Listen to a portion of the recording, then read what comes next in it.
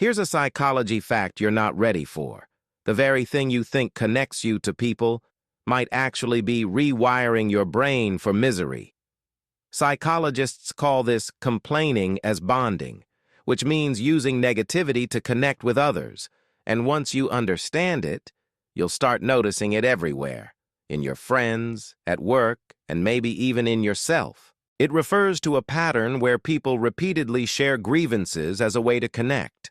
In practice, friends or colleagues will complain together, venting frustrations about work, family, or the world. Once you understand the heavy effects of complaining as bonding on your ability to solve real-life problems, you'll never complain again. Every complaint you share actually strengthens negativity in your brain.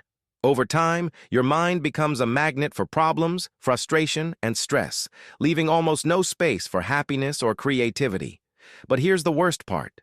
Chronic complaining damages the hippocampus, the area responsible for real-life problem-solving and learning.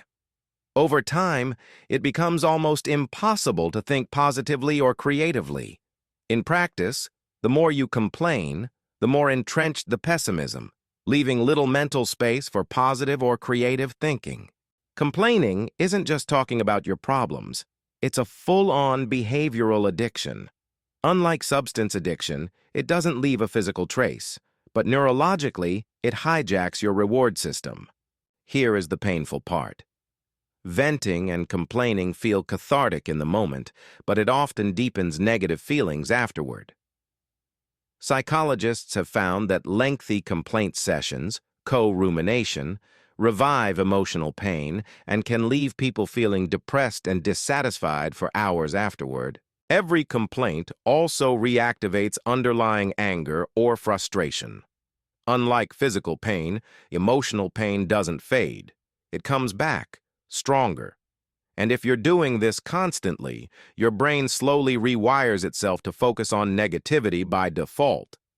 Habitual complainers tend to view life as generally frustrating, which breeds chronic anxiety, helplessness, and low mood. And here is where it gets even worse. Complaining as bonding feels like harmless venting, but it is actually addictive. And like any addiction, it rewires your brain in ways you won't see coming. When you vent to someone else, your brain releases a tiny rush of relief. You feel heard, you feel connected, it's comforting. Social bonding happens. Your brain thinks, yes, this works.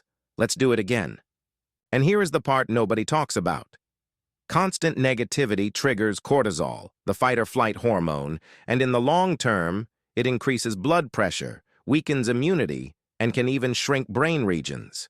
Ignoring this habit isn't just harmless chatter. It's a silent epidemic, and it could be controlling more of your life than you realize. And here is the truth.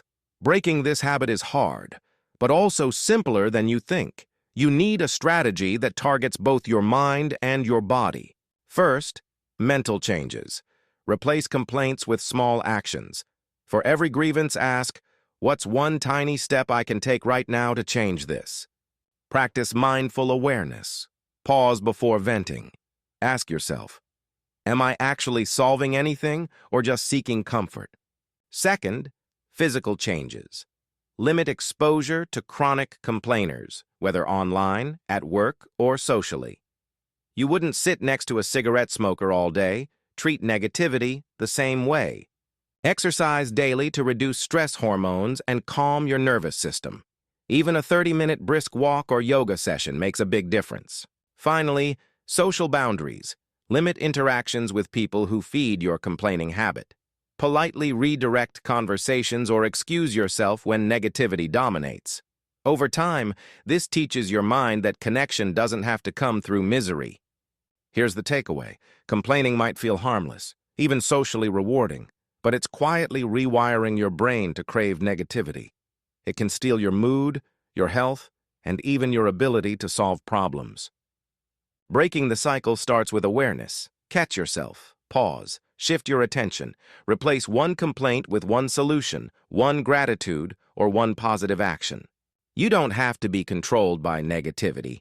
You can retrain your brain, reclaim your energy, and truly connect with others without destroying yourself in the process. but it starts with one choice, right now. If this video helped you, subscribe to the channel for more psychology-backed content like this, and hit the like button. It helps this message reach people who truly need it.